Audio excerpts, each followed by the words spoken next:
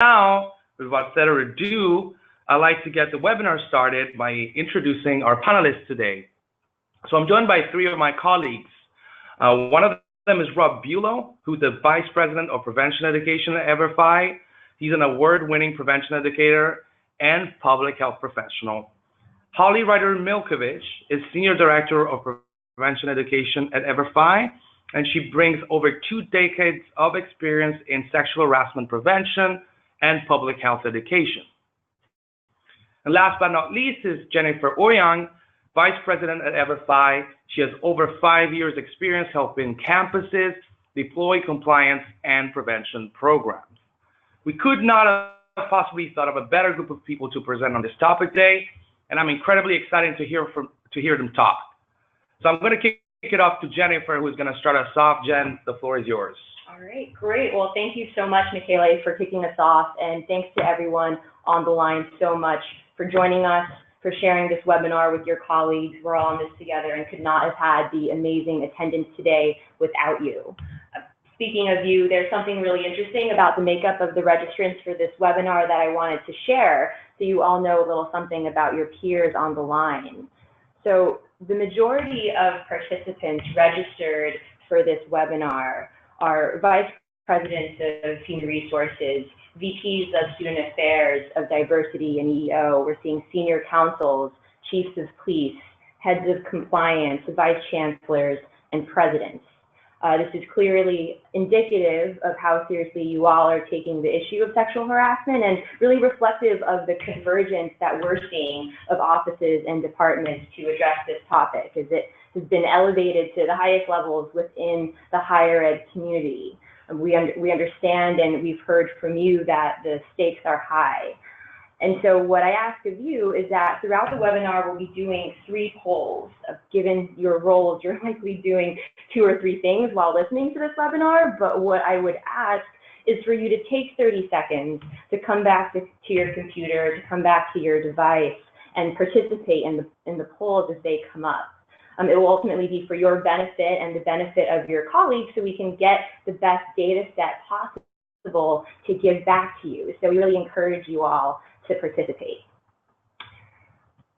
So with that, just a brief reintroduction of ourselves. My name is Jennifer Ouyang. I'm a Vice President here. I've worked with hundreds of institutions, many of you on the line, to roll out prevention and compliance programs. And Rob Bulow, he is our fearless leader of our prevention team and of course plays a pivotal role in our ability to host thought leadership webinars like this one. Holly Ryder-Milkovich's name should sound familiar. She is a negotiated rulemaker for the VAWA amendments relating to sexual violence prevention education, has a tremendous experience in the field. So we are all thankful for your time, and we'll now take a few seconds to go through our agenda. We'll start by discussing where we were in 2017 regarding sexual harassment prevention, how the Me Too movement changes the program, best practices and insights for addressing sexual harassment as we enter 2018, some challenges in executing on those goals, and lastly, what this means for EVERFI in terms of how we support you. Many of you know that we work with 1,700 campuses around issues of sexual violence, and anecdotally, what we've heard from you and your colleagues across the country is that although there is no new legal mandate, there is certainly a new social mandate. And as a result, you will be changing, altering, expanding your approach to harassment prevention in 2018. So to make this a little less anecdotal and more data-driven, we're going to start with a poll today with the over 500 people on this webinar right now to ascertain whether that's true and whether you do intend to do something differently. So here's the first poll. The first poll is coming, so please, if I've somehow lost you or bored you in the first 30 seconds, please come back. Your attention would be very much appreciated. So here is the question. Do you plan on expanding the scope of your harassment prevention program in 2018? Yes, no, or not sure. Michele, you can launch that poll.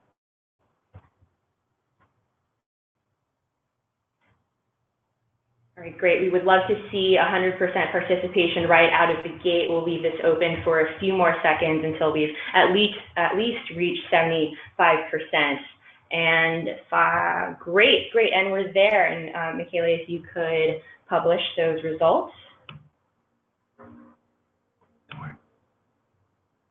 All right, great. So we're seeing the majority of people on the call reflective of what we've heard anecdotally, saying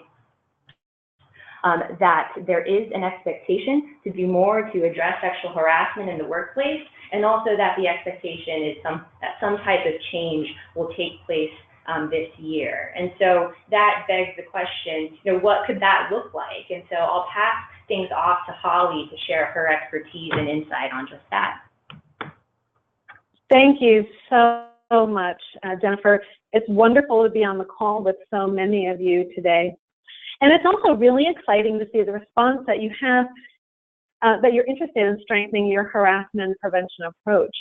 And so before we look ahead and lay out that best practice guidance and recommendations to achieve those 2018 harassment, discrimination, and prevention goals, I wanted to take a moment to recognize that harassment prevention in the workplace isn't new, and also to take a few minutes to review where we were leading up to 2017 and how the past has informed our current state.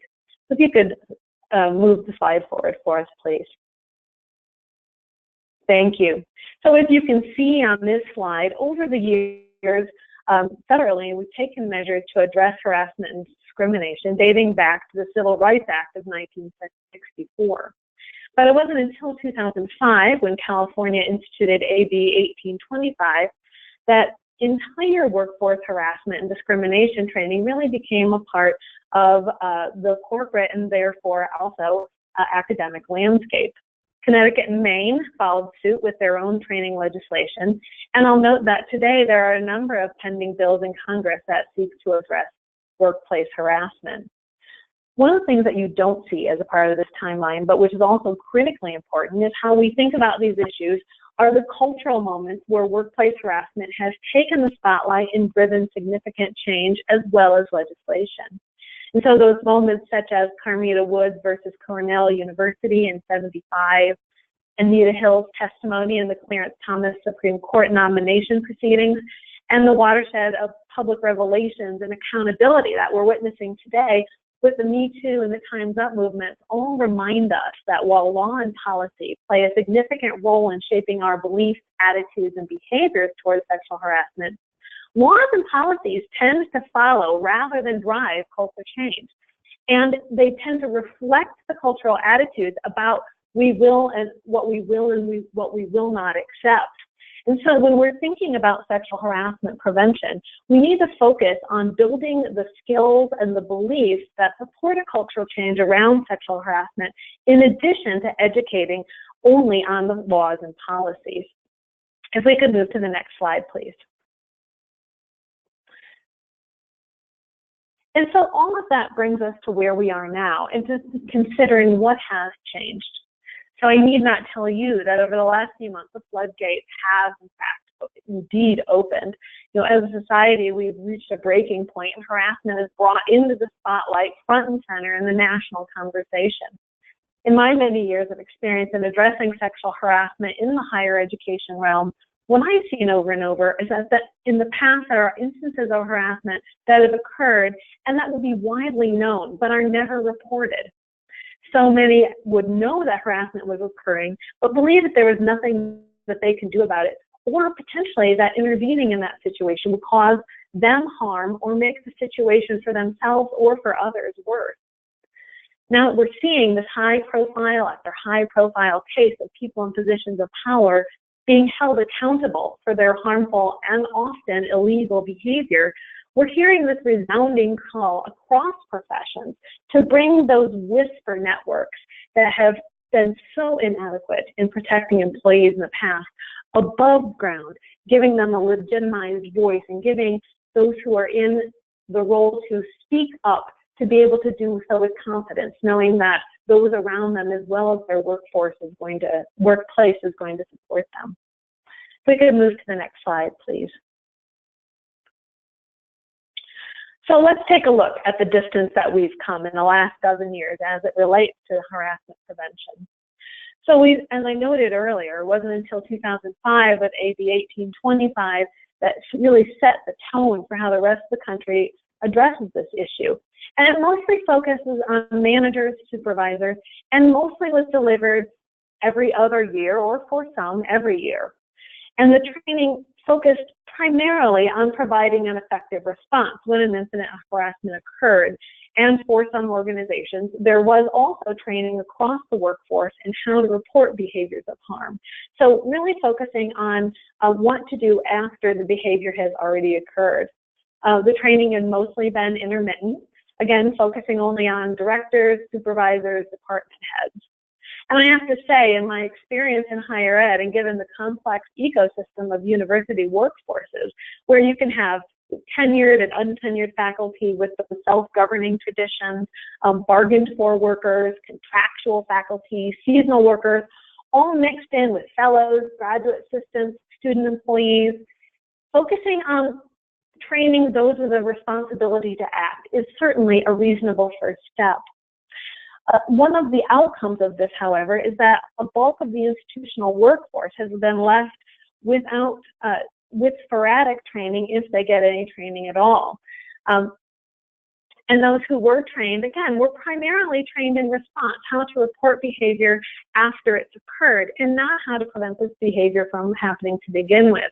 And we know through the stories that are now being told about academia, as well as in the fields of entertainment, media, technology, that this approach is not enough. We know we need to do more to move to a place not only where those who have responsibility to respond continue to get that effective training on how to address the behavior and stop it from recurring, but also to recognize that every person in an organization can play a role in ending harassment and discrimination. Here's the key, though. They will only be able to play that role if we provide them the training and how to fulfill this institutional commitment and expectation that we lay upon them. If we can move to the next slide, please. So what we're seeing in 2018 is this unprecedented call from boards, from presidents, some of you who are on the line now, many of you higher ed execs are on the line, seeing sexual prevention harassment as being not just a supervisor, department head, manager issue, but an issue for everyone. And so with that call then comes this, as I talked about earlier, concomitant requirement of training for every employee in harassment prevention on an annual basis. And for me anyway, this shift is similar to the ones that we saw a few years ago in sexual violence prevention with your students. So colleges and universities, used to train new incoming students on sexual violence prevention, often in this one and done approach as they're entering the institution.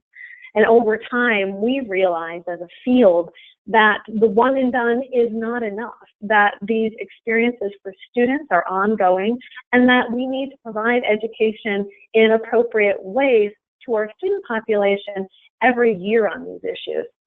And this realization has prompted this new conversation now about how campuses can reinforce that initial training and build on that skill set to increase the likelihood they'll engage in healthy behavior themselves and intervene in situations of possible harm when they see it happen to others. The opportunity to drive culture change at the employee level, so across the highly diverse work environment of higher ed, starts when we also focus on increasing knowledge and building skills related to the harassment prevention. What we know about students is the same for employees. Fundamentally, they want to work at a place that is healthy and respectful. What becomes a barrier for this is that they don't necessarily know how to support a healthy work environment or what to do if they see someone acting in a manner that is disrespectful and harmful. This is that gap that we absolutely need to address. You can move to the next slide, please. But what, I hope you're now asking, might this effective universal prevention across your workforce look like? Certainly the task and the complexity of training everyone every year with stronger harassment prevention on a tight timeline is a daunting one. And so what I'm going to spend the next few minutes with you doing is synthesizing some of the best practices and insights that I hope that you'll be able to draw from to support the harassment prevention strategy that you hope to put in place, or at least to consider here in 2018. Next slide, please. So the insights that we'll be sharing next are drawn from a compilation of EVERFI best practices, as well as recommendations from the Center for Disease Control and Prevention and the Equal Employment Opportunity Commission. For us, always, the way forward is really at the intersection of compliance and best practice prevention. And so this slide shares some of the details around the EEOC report that was published in June of 2016, and as a result of the task force brought together to distill recommendations on how organizations can prevent workplace harassment. If we could go to the next slide, please. So in the past week, I had an opportunity to speak with one of the task force members about the development of that EEOC report issued in July 2016. And her perspective was that this was the first occasion for which the EEOC was issuing preventive guidance that was designed to help organizations effectively reduce incidences of harassment, and therefore not only reduce risk, but also to benefit from increased employee satisfaction, increased employee productivity, decreased absenteeism related to sexual harassment, either experienced by oneself or witnessed by others, and also decreased employee turnover. What resonated for me from that conversation is the powerful lesson that continues to be true, which is that an investment in prevention reaps 360 rewards for individuals and for institutions. And so, as you look at this slide, we're going to be diving into each of these practices in more detail as we move forward. And so let's go ahead and dive in with the first one. Thank you very much. So as a nation, we've learned nothing else from this Me Too moment. We've learned how important organizational transparency is to developing and strengthening a workforce culture that is healthy and that is respectful. And so this component, transparency, is an important complement to effective training and to greater accountability, because more and better training and increased accountability can have the benefit of increasing trust and rapport within a workforce, but that these positive advances are easily undermined by a lack of transparency in an organization's harassment and discrimination prevention and response efforts.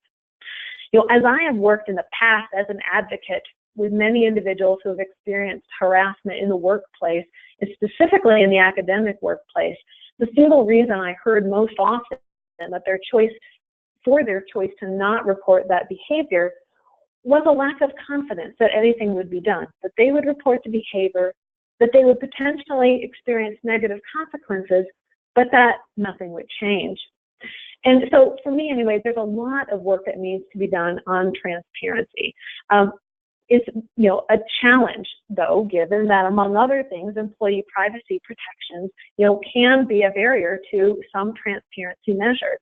But there are some things that organizations can consider adopting. And these include, for example, sharing aggregate data about the number of harassment and discrimination reports an organization addressed within a specific time frame, what the ranges of sanctions or disciplinary measures an organization took, which will both protect individual information, but also send the message that the harmed employee is not alone, that the organization does take these things seriously, and that individuals will be held accountable.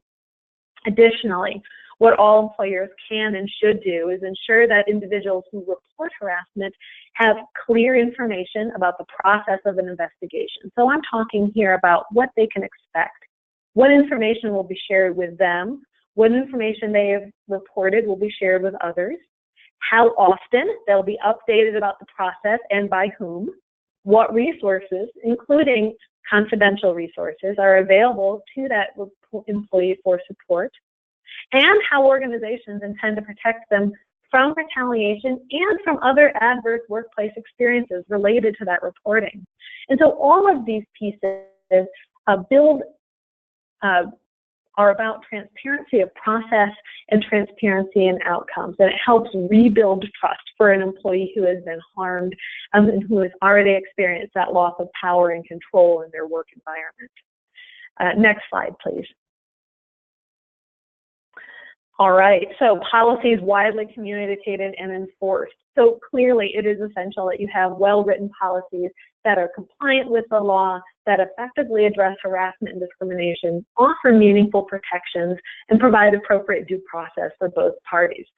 But having said that, the best sexual harassment policy in the world is meaningless when it is not known or used by employees, or when it's not enforced by the organization. So as one of the prevention principles that we embrace, and that is also embraced by the EEOC, is education to ensure all members of the workforce know your policies, are able to easily access them, which is also an important part of making sure that you're thinking about this issue on an institutional level. So they know them, they're able to access them. When they access them, they are acted upon promptly and effectively. Next slide, please. Okay, annual training delivered at key times. So this principle of prevention is really about ensuring that you're delivering education and training to the right people at the time when they're most likely to benefit from that messaging, when they're most open to it, and when they're most likely to need it. So certainly, you want to ensure that newly hired individuals are acculturated to the norms and expectations of your organization when it comes to supporting and promoting a respectful and inclusive work environment. And you want this to be as soon as possible as a part of their onboarding experience. But you also want to make sure that newly promoted employees with new supervisory responsibilities are getting appropriate information that they need in order to be successful in those roles, and to delineate new or additional expectations that they may have. So these are two key times that employees are likely to benefit from training and from education. But I also want you to think about your organization's yearly education cycle. And are there times that are critical for some of your employees or for others? Do you, for example, have employees who are traveling together, or who are networking with colleagues, or who are perhaps leading a team of students and colleagues in research in a far-flung global place? Do you have informal social environments like receptions or happy hours? So these are examples of additional times when some employees may benefit from additional targeted training or messaging to remind them of your expectations for them, to remind them of the tools that you have already given them and how to intervene in situations of harm that may occur, and to provide them with that training at the time that they're going to need it. If we can move to the next slide, please. And you want to actually articulate what you expect your audience to learn from the prevention inputs that you implement. That's fundamental in addressing those key learning objectives. However, in my experience, it is in fact often missed in education and training efforts. In addition to that, too often learning objectives focus only on knowledge acquisition. So, did the folks who took the training understand this policy or that law? And indeed, these measures are important. They should be a part of the picture, but they're only one part of the picture. I also want you to be thinking about learning objectives that focus on increasing skills. And so you want to consider how your prevention efforts are positively shifting attitudes, behaviors, and beliefs, these fundamental drivers of human behavior. So in addition to knowledge acquisition, these key learning objectives are what will help you get to that broader goal of culture change within your organization that we know are going to shift this issue. If we can move to the next slide, please.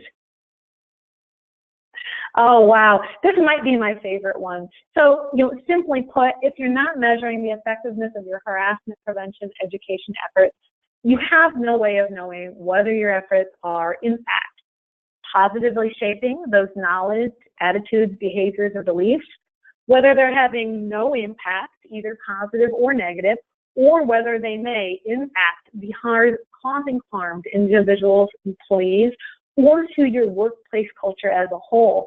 I'm reminded of a recent New York Times article that highlighted the uncomfortable truth that there are some sexual harassment trainings out there that not only don't prevent harassment, but actually make some situations work. Without that data, you have no way of knowing whether or not that is the case for the harassment prevention efforts that you have with intentionality and with good faith put in place. But beyond that critical question of, is this training accomplishing the learning objectives I've identified, there should also be a second critical set of data about your employees. So what are the specific strengths and growth areas for your workforce when it comes to these critical issues? What do they think and feel about the organizational climate? Do they, for example, feel part of a caring workplace where people look out for one another? Do they believe their workplace does a good job protecting the safety of its employees? Data from questions like these can and should be used to develop and strengthen your prevention efforts going forward by helping you identify where there are organizational strengths that you can harness and where you need to invest additional resources. So not only does it help you be more effective in what you're delivering to your employees, but it also helps you be more effective with how you use those prevention dollars that we know we always need more of. If we could go to the next slide, please. And so I land here at the EVERFI framework for comprehensive prevention because all of the prevention practices that I've identified can be situated within this framework. At EVERFI, this framework represents our core organization-wide commitment to prevention best practices, and it's reflected in all of the work that we do, from our thought leadership efforts to our research to the development of our trainings to our work to support our partner organizations. And when we think about this framework for comprehensive prevention, oftentimes we want to start at the top in thinking about the programming. You know, what is the education that we deliver to individuals? I ask you to start actually at the bottom, at the strong base of a successful prevention program is institutionalization. So this is the investment in prevention at the organizational level. This is the widespread buy-in of an effective prevention approach with key leadership. It is the outward reflection from key leadership that these issues are important, that is publicly presented in an effective and informed way. Those critical processes and policies are really the glue between that institutionalization and that programming. So this is, again, making sure that we have that data to make informed choices about how we shape our prevention program, hiring the right folks to do prevention that have that expertise, ensuring that those who are delivering programming have the knowledge and skills to be able to do so in an effective way, that the policy decisions that we make at our institution are aligned with the prevention approach. And then at the top, getting to that programming, so making sure that the information and education, other interventions that we're delivering to our audience are effective, that they're appropriate for the audience, that they're being delivered in a time and in a manner that is most effective for that specific population. And these again are best practices that we embrace as a part of all of the work that we do at EVERFI.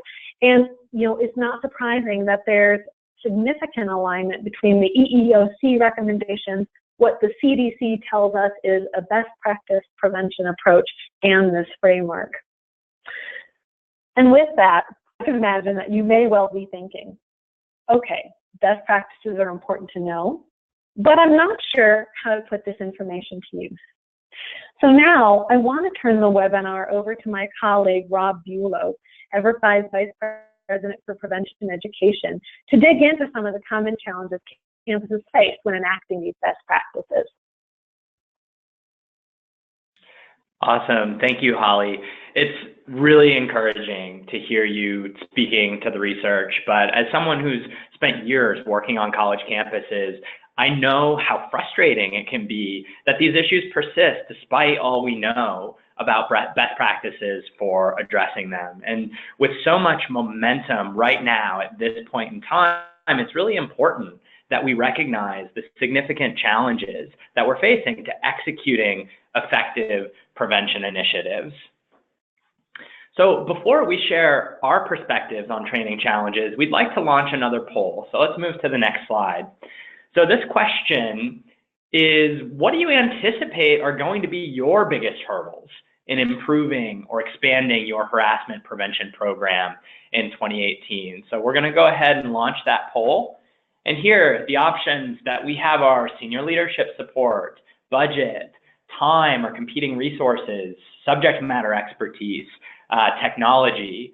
And as Jennifer mentioned before, we would greatly appreciate full participation in the polls. Would be really helpful for us to get a sense of what you anticipate to be your biggest challenges for improving and expanding your training this year. So we're just at about half of people voting. We want to get that up to about 75% before we close the poll. Getting close. Give folks just another moment. Thank you all so much for voting. Okay, great. We're going to go ahead and close the poll. And then, Michaela, if you can go ahead and show those results. All right. So here we see resources across the board, whether it's time and how we're spending our staff hours and budget. So probably no surprises there. There are so many things that we're taking on in our roles, specifically as Jennifer spoke to all of the different stakeholders that are joining us here and all of the issues that are competing for our time and also the things that are competing for our budget. And we know that far too often the limited staff time and budget that we have often gets spent on addressing issues after they've occurred. And so how can we allocate those dollars to really get ahead of and in front of these issues? And it's encouraging to see that folks largely feel that they've got the senior leadership support and that subject matter expertise and technology aren't the biggest hurdles that they're seeing. It's really those resources around time and budget. So whether it is time, subject matter expertise, technology, we recognize that all of these present challenges to many of us. So let's go ahead and move us forward to the next slide, where we're going to talk about how really sort of doing more and better training to prevent sexual harassment and discrimination within our communities really means, as I said, digging into those challenges that we're facing. So whether it's the ones that you identified or those that we've outlined here, those really represent the focus areas that we have to consider in order to do our best work. So let's start with timeline. I think as Holly shared, the overarching theme of this conversation right now is that harassment prevention training in 2018 has to look different from harassment prevention training in 2017 or at really any point before now. At this time of particularly heightened accountability and expectations, it's a reflection on all of our institutions, the speed and the quality with which we're responding to this national conversation. So how do we strengthen our sexual harassment training right now? Recognizing that our runway and resources are limited for changes, improvements, or expansions to be 2018 initiatives. So if we're using in-person training, expanding that to every employee every year, as Holly talked about, in a timely manner just might not be feasible. And that's particularly true in addressing new hires that we simply can't have wait around and not receive training until the next quarterly or monthly in-person session. It's really important that we're setting the tone right out of the gate, that this issue matters, it's taken seriously, and our institutions want to provide the tools and skills to address it. And if you're considering revamping digital trainings, I totally recognize the challenges there for quickly building and testing new content, creating learning management systems and deployment mechanisms for your entire campus, and developing a robust way to collect impact and outcomes data. Moving on to the next challenge of content, as Holly alluded to, one of the biggest critiques of harassment training right now is that some of the approaches that are currently in use simply aren't effective. And changing culture means really raising the bar around providing research-driven, evidence-based content. So how do we provide that content that goes far beyond defining harassment and focusing on what not to do? How do we provide engaging content that's giving people those knowledge, skills, and sense of social support to step in when they see a problematic situation? So thinking back to the challenges you all identified, it seems like subject matter expertise was not broadly a challenge. But we know that some institutions don't necessarily have those experts in place to build impactful training programs. But even if you do, having the time, the design skills, the administration tools, or data capabilities to bring it all together might not be there. And good content that's not reaching the right people in the right way, unfortunately, isn't going to hit the mark around making impact. Okay, moving forward, and building on the content, we have to be sure that the training that we're offering is accessible, relatable, and engaging to the diverse employees at our institutions. So ADA compliance and ensuring accessibility for all learners, especially learners with disabilities, is a minimum requirement. That doesn't mean it's easy, though. It can certainly present significant challenges, particularly in digital training. In addition, we know that employees are going to resonate with different learning strategies and modalities and might have a pretty high bar around the design and interactivity of digital trainings, especially if we're asking them to take what little precious time they have and require them to go through these trainings.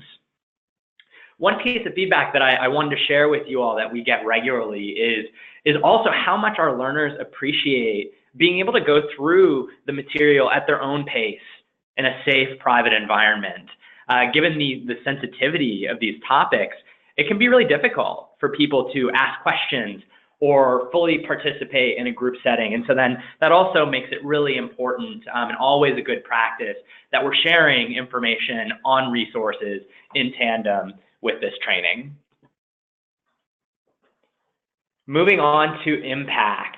As institutions across the country, including so many on this webinar, are investing in stronger programming in 2018, the natural questions that emerge are, how do we know that any of this is working, and where should we focus next? Collecting data on our efforts is really the best way to know the impact that you're having and to give you insights to guide your future efforts in a targeted and intentional way. And this data's got to go beyond knowledge gain, as Holly alluded to actually assess attitudes and behaviors, because done well, training surveys and climate surveys are going to give us the insights on the true prevalence and nature of sexual harassment, whether or not employees feel these issues are taken seriously at your institution, how confident they are to intervene effectively. And the value of those data points goes far beyond just the people that are providing the training. We're seeing senior leaders asking increasingly for this data to inform strategic plans, and not just that, but actually to benchmark against peer institutions. And as Holly talked about, we've had this heightened bar of accountability in that schools are really gathering these prevention insights on their students, but this hasn't yet turned around and translated to our faculty and staff. But this point in time that we're in, accelerated by the Me Too movement towards transparency and results, really represents an exciting shift in the direction of best practice. And lastly, regarding administration, it is one challenge to produce quality content. It is another challenge to design it in an engaging way and to assess the impact. And then another challenge entirely to get that training to its intended audience. So many schools thinking about expanding training from a small set of their population to every employee every single year. It's a huge deployment jump that can be particularly challenging, especially for in-person only approaches. So as schools are further evaluating online training to help address that challenge, it's important in that evaluation to be looking for platforms that enable easy administration and integration with existing learning management systems, customization options to really reinforce your school's mission and values, absolutely the functionality to track the completion of the training and being able to easily take those reports and put them into some of the things like our annual security reports that we're required to put out each year, requiring policy e-signatures for our own record keeping, and then building in that data collection that provides real-time impact insights is so important for shining a light on where we should be focusing our limited time and resources going forward so that we know we're uniquely aligning with the needs and strengths of our community. So as the largest provider of sexual harassment prevention in higher ed, this national movement has also forced us here at EVERFI to broaden our approach in 2018, to think about training more expansively for our partners who, like many of you, are also planning on growing and strengthening your training plans. So I now want to give my colleague Jennifer the opportunity to talk about what we're going to be doing differently here at EVERFI to serve you better in 2018. Great. Thanks, Rob. Thanks, Holly, so much for translating the EEOC guidance into actionable steps and also helping us understand what lies ahead in terms of executing on a strategy with the important intent of positive culture change. So Rob has just covered a few challenges, some of the realities that we're bound to face as we go down this path of strengthening our harassment prevention program. And so to pull back for a second, we wanted to bring up a sample of timelines here. So today we're at January 24th, and to get a population level prevention program live, assuming you're planning on population level deployment and assessment, should that be different from what you're doing now, there are a number of considerations that are not insignificant. So we wanted to take a minute to walk through steps you might consider so you can see them spelled out and can then work backwards in terms of what your goals are and think about what's realistic to pull off by May or the end of your academic year. So first off is a survey to assess your current state, knowing that whatever your current state is, there's more to be done. Next is your content plan, how to develop training, refine it year over year, version it for different audiences, and then deploy it. Also thinking about integration. Do you have an LMS you want to integrate training into, and what IT support might that require? Followed by policy. If you've revisited your sexual harassment policy, you'll likely want to define a plan to disseminate that broadly, as well as a plan to drive adoption of your training with your intended audiences. And lastly, thinking about how you will measure the impact of your work. What kind of report will you be providing your President's Council, your board, to demonstrate the rigor of your efforts? And so looking at these key elements to either overhauling a program or launching a new one, we understand it can be a daunting initiative. That being said, there is an undeniable call to action from across the country to provide a healthy, safe, and supportive workplace. And as we work with 1,700 colleges and universities, when you all are compelled to do more, so are we. So to that end, I'm really excited to announce that our product team has moved quickly to launch a new bundle of faculty and staff-specific courses to address harassment and discrimination prevention, and also diversity and inclusion, managing bias, and sexual assault prevention. There's an intersectionality across these topics that we understand is important to promote an environment of equity and acceptance that allows everyone in the workplace to be productive and thrive.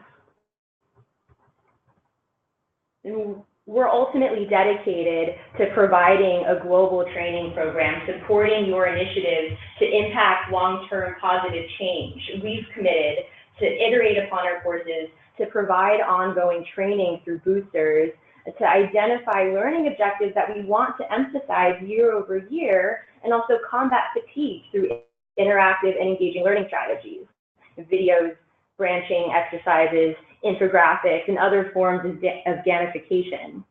These issues that we're addressing are pervasive and therefore deserve a prevention approach that is sustained and comprehensive. We also grasp the importance of providing an experience that participants can relate to at your specific institution with logos and branding and resources. Holly mentioned institutionalization to be so critical to setting expectations of how others will address these issues. So an executive welcome letter can provide an important opportunity for the entire organization to see senior leadership present within the course, setting the tone for how others should approach the training. And lastly, as many of us revisit our sexual harassment policies and procedures, we also understand the need to distribute those policies broadly in recognition of the higher standards we're now holding ourselves to. And then in addition to the new course bundle we're launching, I'm also excited to share with you that we are launching a new assessment and impact tool for higher education faculty and staff. As these issues are now being elevated to the most executive levels of an institution, we're seeing a call for assessment, for insights, and for comparative data sets to questions like, how much do you think senior leadership takes reports of sexual harassment seriously? Or to what extent would you step in if a coworker is engaging in sexually harassing behavior? Or do you feel a part of a caring workplace that looks out for one another? And similarly to what we've seen in addressing sexual violence prevention for students for the last 15 years, we know that this data on your individual institution can be incredibly valuable, but what's even more compelling is how your data compared to that of your peers, and that these insights in aggregate can reveal a number of actionable opportunities for you to improve conduct and culture in the workplace and ultimately reduce incidents of sexual harassment and discrimination. And so with that, we'd like to ask for your thoughts one more time. Many of you indicated that you have some training in place already and are looking to do more. We know how important addressing harassment and discrimination effectively are to the success of your workforce and to the success of your institution. We are the largest provider of sexual harassment prevention to higher ed and think that what we've learned over the years on how to efficiently deploy and measure an effective population level prevention program is worth sharing. So we welcome the opportunity to walk you through our new solutions. So the final poll here is around how we can best support you in 2018. If you'd like to learn more about the content and technology of our harassment prevention and inclusion program, please select 1. If you'd like to talk about the impact and what it means to have assessments built into your prevention program to give you a level of insight and benchmarking, select the second option. If you feel good with what you have, but you'd like some additional resources from Rob, Holly, or others, let us know by checking the third option, and we're happy to share them with you. We're really here to help. Then if there's nothing you've heard today that's of interest, that's okay too. If you could check number 4, we want to keep our participation rate as high as possible in the poll so we know the message is being heard. So we'll give you some time now to select one or more of the 4 options.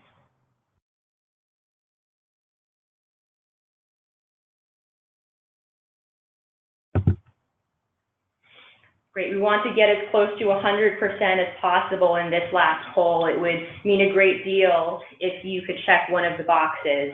We'll leave the poll open for a little bit longer to let everyone select the options.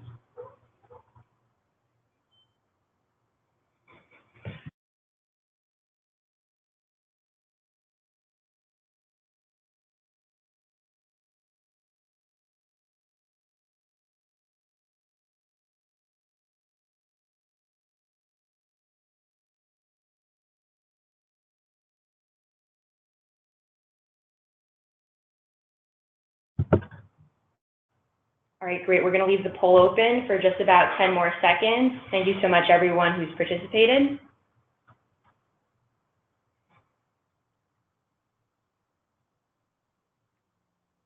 Great. We'll go ahead and close the poll now. If there are any people on the line who didn't get to participate, reach out to us and we'll be sure to follow up with you.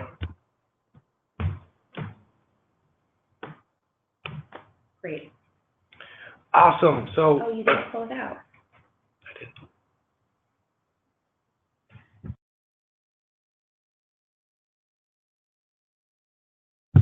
Great. So thank you very much, Jen and Rob and Holly that have been with us. I'm sorry, my voice just dropped.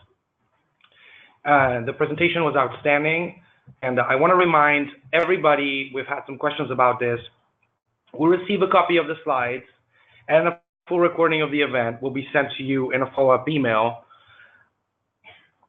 Any questions that have been asked that we couldn't get back to will be answered on an individual basis. And finally, I would like to remind one last time that when you log out, there will be a final poll that initiates related to this event.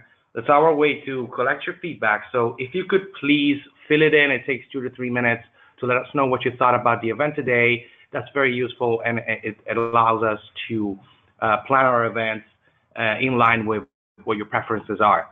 So thank you very much for being with us with our first webinar of the year. There'll be more to come, so stay tuned, and we will be seeing you very soon again on our webinars. Thank you.